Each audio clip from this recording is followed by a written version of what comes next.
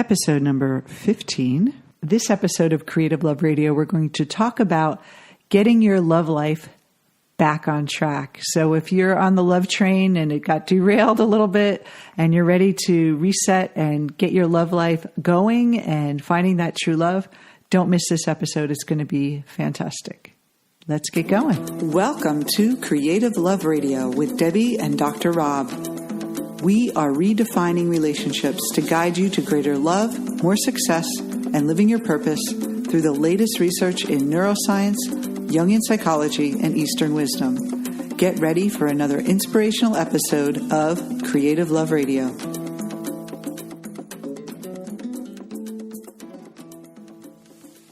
So, Rob, are you on the love train today? I sure am. The love train. Episode number 15, getting your love life back on track. Yeah, and it's a really important topic, and one that maybe doesn't often get as much airplay as it should.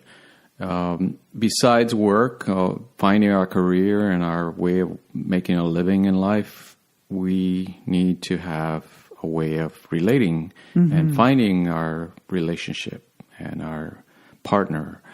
So, when we started out, we looked around to see what was available for people in our contemporary world as far as really developing their life in relationships. And personally, probably took a lot of that has been out there because I was single for a long time and I did a lot of self-help, a lot of personal development. That's true. So I was telling you a lot about all my experiences. And you have a lot of experiences in psychology and psychotherapy. Right. And, part of my understanding was that we didn't know much in psychology as far as about relationships. It was a taboo subject when I started. And towards the end, there was people already kind of starting to look at what is going on in relationships. How do people fall in love? How do they stay together? But there's still it's kind of spotty out there, right? Mm-hmm. So if you're a contemporary person and let's say you've got some success in your work and you're ready to make a commitment and you say, okay, I'm ready. And then crickets. What do? I want to go out and date. I put myself online and nothing's happening or I'm getting the wrong type of people. All that good stuff. Yeah. Mm-hmm. Or I'm afraid to go online. I don't know if I want to do that. I'm, not meeting anyone where I am. And then we kind of think that, well, what's going on? Right. Why can't I just set the intention and create it? Besides getting advice from your friends or your Aunt Myrna, what are you going to do? The girlfriend, my Aunt Myrna. I do have an Aunt Myrna, actually. Sorry, Aunt Myrna. And we do have... from my perspective, I feel like everything, I was like out there looking for answers, and I know a lot of people are, but I really didn't have the understanding of the different types of solutions that were out there. I just basically, whatever was in front of me, and my girlfriends were like, you got to do this workshop, or you got to read this book, or, this is the next best thing. I had one friend that every month it was a new, spiritual guru came to town, or the healing person, or this chakra clearer, and, this person and that person, and everyone had the solution, and I just tried everything. Men are from Mars. And yes. And actually, I never read that book. All the time. I don't know why. I must have had resistance to it. But I've heard a lot about it from different friends. And we met Dr. Gray. Dr. Gray. I didn't tell him I didn't read his book, but I knew a lot about, from different people telling me what was in the book. So yeah, great book, Dr. Gray. But yes. He's like actually one of the best-selling relationship authors out there. But I read, a lot of different books, and most of them were written by therapists. Yeah, a lot of them were about your childhood and the inner child and forgiving your parents and stuff like that. Right. So we know the whole industry of coaching and self-help, personal development grew out of those therapeutic models, right? Often it was psychologists or people that were interested in psychology trying to make that work accessible to the public. So they would write books, and you have best-selling books, and they'd have workshops, and then it stemmed out of that. But then I think when the internet started to become more mainstream in the 90s, everyone started to wanting to become an expert. Sure. And there are very good experts out there, but there's also a lot of people that have no business talking about relationships and love and those kind of. And so we're here to talk about the different options that are out there for people and what is right for you. What is the right solution for you, for what you want, from who you are and where you want to go. So let's start with coaching and therapy. Okay. What's the difference between coaching and therapy?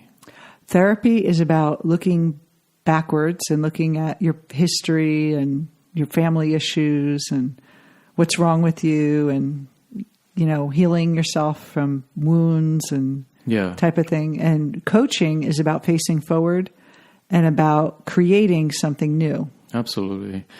And as far as relationships, there's nothing wrong with seeking out therapy. And some people do need therapy. If you've had a rough childhood or there's simply something that's really kind of holding you back and messing with your mood, to where you're depressed or you're very anxious to where you can't really relate in an open and kind of free, spontaneous way, then maybe therapy is for you.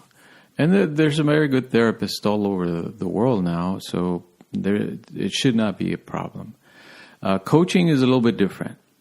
Like you say, coaching is about looking forward, and it's really for people that it doesn't mean that you have to be perfect, right? That you have no complexes or no kind of mood swings or anything like that, but mood swings. Well, everybody has. Yeah, mood swings, we all get right? triggered. Yeah, but I mean, it's more about moving forward, and so it's when you're ready to make changes and you're conscious and you know what changes you want to make, and you have some goals. Then coaching is more for you. As far as relationships, a lot of people are using now relationship coaches, love coaches, dating coaches. So there's nothing wrong with that. It doesn't mean that you're a failure because you can't find your partner on your own or anything like that. Some people are a little shy about hiring a dating or love coach because they think there's something wrong with them and there's a stigma around it. And that's because not a lot. Well, I don't know how many, but there's a large percentage of these coaches that do therapy or they're doing therapy. And so it's kind of like when they think about going there and they're kind of working on wounds or childhood stuff, that's therapy. And so it's really not meant how coaching was meant to be. And so of course they're going to feel a little weird about going to someone feeling like there's something wrong with them and they need to kind of work on themselves to find love, where a real motivational coach or someone who can, a real true coaching is about empowering the person to really be conscious of who they are and so they can make the choices and move in their life in the direction they want versus looking backwards. Yeah, and some of the key words to look out for would be people that talk about wounds, people that talk about your inner child, any kind of brokenness, any kind of fixing. Not to say they're bad coaches. Their intention is probably good, but that is more of a therapeutic model, right? Trying to get a person to heal something, fix something, some kind of wound from the past to make them feel better. And I would say that most people, because there's so much of that out there, have done that kind of work already. They've done the uncovering of the past and they know their patterns. They really just need someone to take them to the next level, to where they want to go. And what I found is that when I was looking for a solution, I was doing a lot of the workshops and I never had a coach, but it was like I had a spiritual coach kind of person, but he was working more on the past and all that stuff. And I felt like I was so stuck in constantly trying to deal with my childhood, and every workshop was about holding your inner child and like crying. Everyone was crying. And I felt like almost like, okay, like enough of this already. When can I like be normal? And then I almost like, it almost made me feel worse because I was thinking, God, there must be something really wrong with me. That's why I don't have love. And if I just heal what's wrong with me, then I can find a relationship. And so I think in that way, for most people, they don't really need healing. They just need to understand themselves. And so that's why coaching, in its true sense, a coach that talks about forward focus is going to be a much better solution. So you're not stuck in that drudgery of kind of looking backwards all the time. Right, trying to heal yourself all the time. Yeah, another big influence in personal development has been the whole Eastern philosophy, yoga, meditation, and kind of that Zen mentality of, let's meditate and all that good stuff. We found that stuff is pretty good most of the time. Often, though, it's not very practical. Like, how do you translate that into finding relationship, love and developing a beautiful relationship? So the ideas are definitely good, but to sit and meditate often without kind of a larger philosophy or a practical psychology that transforms your personality will not get you that relationship either. So besides that, there are workshops. There's workshops. Oh, you can hire a matchmaker. Matchmakers. Right? And that might seem... I know nothing about that. Okay. That's your area. Well, I almost hired a matchmaker. She tried to... I was just starting out as a hypnotherapist. And I was still single, hadn't met you yet. And the matchmaker, I went to her office and I was networking. And I said, I would love to do a workshop at your service to your single people because I was doing some work with hypnosis and visualization for singles. And she said, oh, well, you should join my service. And she made me fill out all this form. And it was really a trap. Like I wasn't supposed to, she didn't really want to meet with me about helping me with my business. She was more like wanted to sell me this matchmaking package. And then she asked me, what do you want in a man? And I said, well, I want a spiritual person. And she said, don't worry about spirituality. She said, you're a pretty girl. You'll fit in. I have a lot of men I can match you up with. You could teach them about spirituality. And I'm like, no. And I was like, I'm not doing that. And so a lot of times you can hire a matchmaker and they're going to put you with who's in their bucket, right. The people that they have. It's great for people that are shy, that aren't going to go online or they feel a little more comfortable. There's nothing wrong with that. But the problem is that if you don't do your mindset work, it doesn't matter if you go on Match.com or you have a matchmaker, you're going to get the same result in dating because you're always going to see a reflection of your mind. So if you think I'm going to spend a lot of money on a matchmaker and that's going to be the magic key, that is actually, if you don't do any inner work, and I'm not talking about healing, I'm talking about like understanding yourself and knowing what you're looking for, understanding why you're resistant to, where you stop yourself and all those things, that is going to keep showing up. So you want to kind of know yourself first before you hire the matchmaker. And, for us, you can do dating, onlinematch.com, same thing. If you don't work on yourself, right, you're going to, or understand yourself. I hate that word, work on yourself, but it's kind of like a industry phrase, I guess. You don't understand yourself. Right. Yeah, for me, the real transformation came through Jungian psychology, right? Because it gave me the ability to really understand my mind, my emotions. The idea of projection was really useful in understanding relationships and my own pattern of relating, because in relationships we use a lot of projection.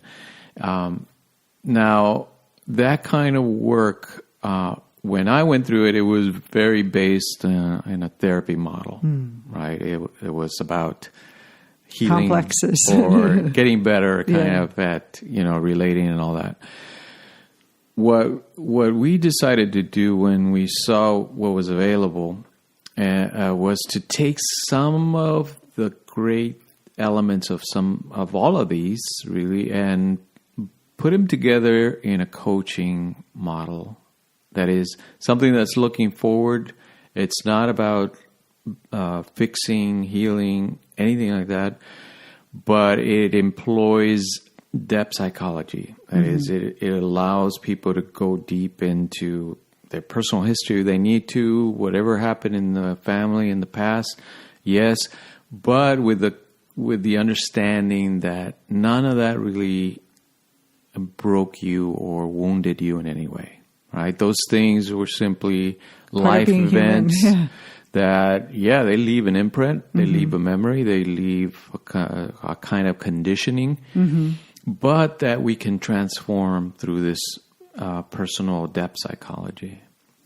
And so when we think about, there's some people that say, well, I do work on the mindset, coach that works on the mindset. There are, people that work on positive thinking, visualization, believing in yourself, and even limiting beliefs, like I don't feel lovable, so I'm going to, change my mind. I'm going to take some action to love myself, self-love. And those things are great. They really are only, though, working on the ego level. They're making your personality, your persona more lovable, but you're not really going on the unconscious and really connecting to the spiritual part of yourself. You're just working on the human part. And I think for me, over the years, that's what I was doing is like I was trying to like patch up my human self. And if my human self was okay, it was like almost like my spiritual self was separate.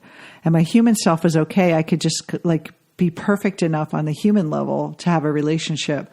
But what really helped is seeing myself as a whole self, which is the spirit and the human together, and seeing it both as whole and perfect. And even though I have my little patterns that I do and I could become conscious of them and change them, it's not about fixing it. It's just about becoming more aware. And that, I think, is really the best way.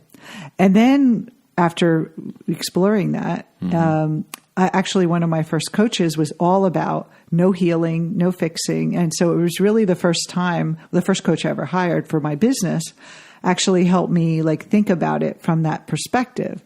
And it really changed everything. And within that year, I went on this random website that I went on, or this way dating service that I had joined 10 years earlier that had no success. And then the first person that showed up was you. And only date I ever went on. So the way a lot of people think, it's going to take a lot of work to look at myself and understand myself. But you know what? It's worth it because you invest in the time before you get in the relationship. And then when we got together, it was easy. It was like, all that stuff I worked through already. I understood myself. It was easy to be you. But that's really the key. And I think a lot of people misunderstand the value of having a guide take you through it, because I couldn't have done that alone. Oh, yeah.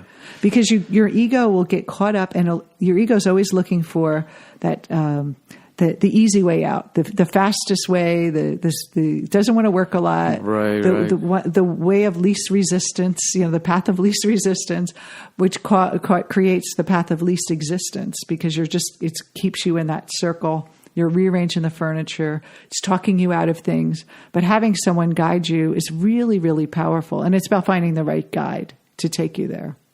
Right. Like you say, everybody wants it easy and fast and cheap. Give me a overnight, at least a weekend workshop, and I'm done. But the mind, especially our emotions, they're so complex and so deep and beautiful.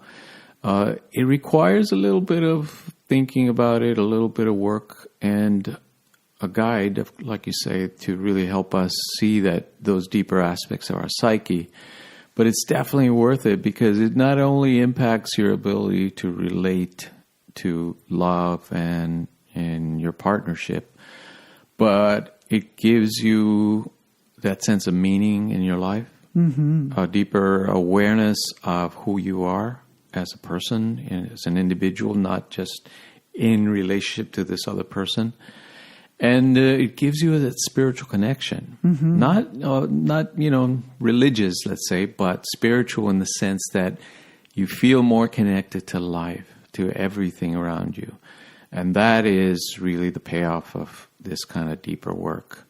And of course, it's not for everyone. Some people, they just want, tell me what to do, tell me how to behave on a date, tell me how many days I need to wait to reply back, or how long do I have to wait to push for commitment? When's the right time to sleep with someone, and all those things.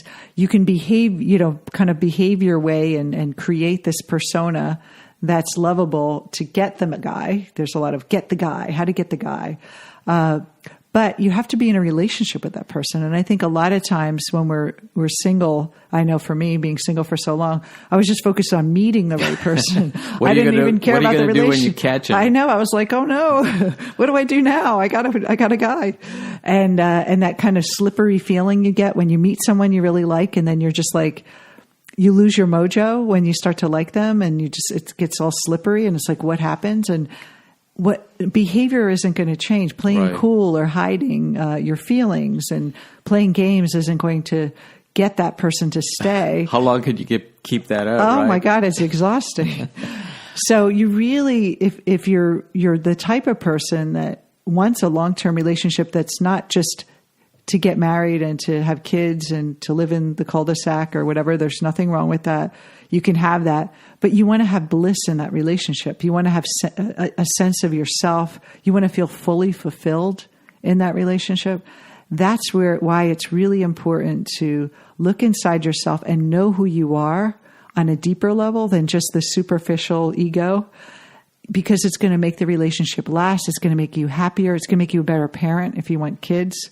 So it really is so important. And I don't know if people talk about this enough. That's why we wanted to have this topic is what are you really doing to get your love life back on track? And I think this is the most important decision I think even before career. This is the most important decision you'll ever have to make in your life, is who you will partner up with.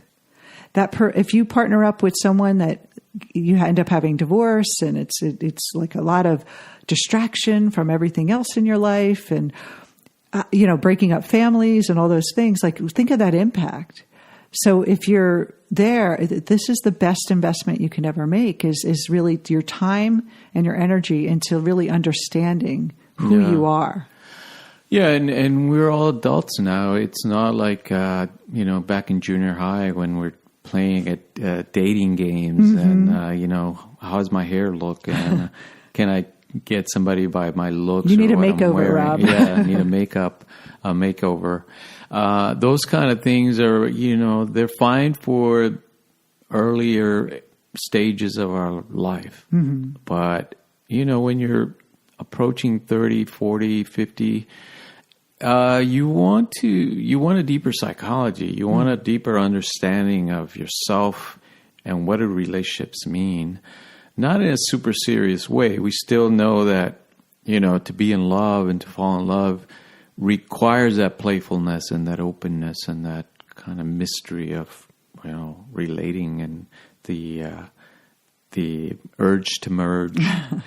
But, it's not about playing games anymore, right? It's about serious, deeper aspects of our heart and our mind.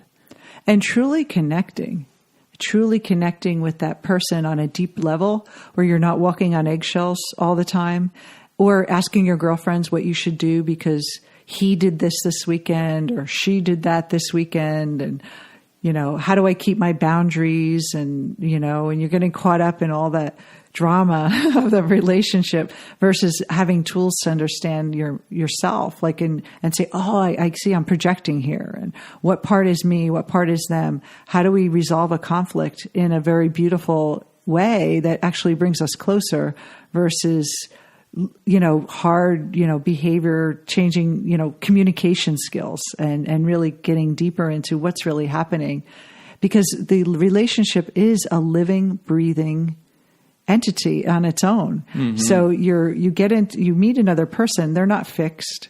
You're not fixed, and you're going to evolve together. And so you want to understand who you are, because as they change and as you change, you're going to need to understand yourself to continue that bond.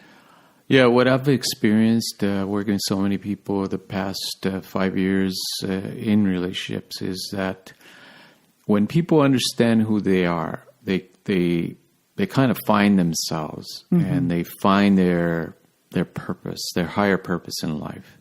It's like the universe knows who to match them up with. Mm-hmm. Mm-hmm. Whereas before, they weren't sure who they were. They were kind of on the surface, just kind of putting up this mask, this persona, and trying to polish it up and shine it up and say, I'm lovable, I'm good enough. And people like me. And people like you. So when they find that true self within them, the universe finds their true match for them. It's an incredible thing to watch. And it is a process, but it's what we're here for.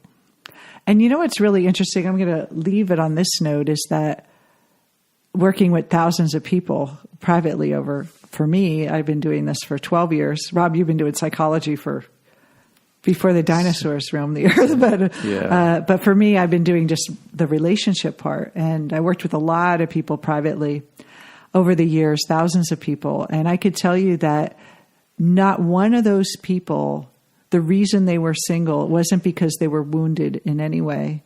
It had nothing to do with, the pain, any pain, or, something they needed to heal. But in fact, everything they went through in life, their actually healthy mind was kind of creating a system for them to be safe, like we all have. And everyone just has to know what is that survival kit that we put together in our psyche to survive in life. And they understood why they did what they did, and then they find the key and they open up the key, and that's really where they find love. Is they find out where they're holding themselves back from opening up to someone.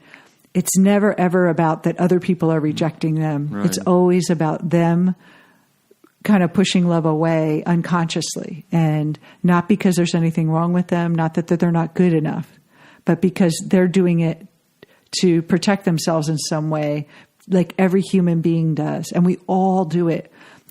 You don't walk into every social event and be like wide open. We all have little guards up, and everyone has different ones. And it's just finding out which ones and unlocking them is really the key. So those of you out there that are really trying hard to heal themselves and, looking at the past so much and beating yourselves up, please just know there's nothing wrong with you, that you have pure potential for love. We're all born with it, and it has never been taken away. And you are, at essence, love. Speaking of love, come and visit us on our Facebook page, Creative Love Gurus. Yes, and say hello to us. Let us know what topics you want us to discuss on our podcast. And also, if you're interested in meeting us live, we're going to be having our live event, Destiny, in October in LA, Marina Del Rey, right on the water. And water, as I say in New Jersey. And in London on October 14th and 15th in London. So my favorite town. Yes. So we hope to see you at one of our events and see you in the Facebook group. And we hope to see you next time on Creative Love Radio. You've been listening to Creative Love Radio with Debbie and Dr. Rob. For more information, visit us on our website at creativelove.com.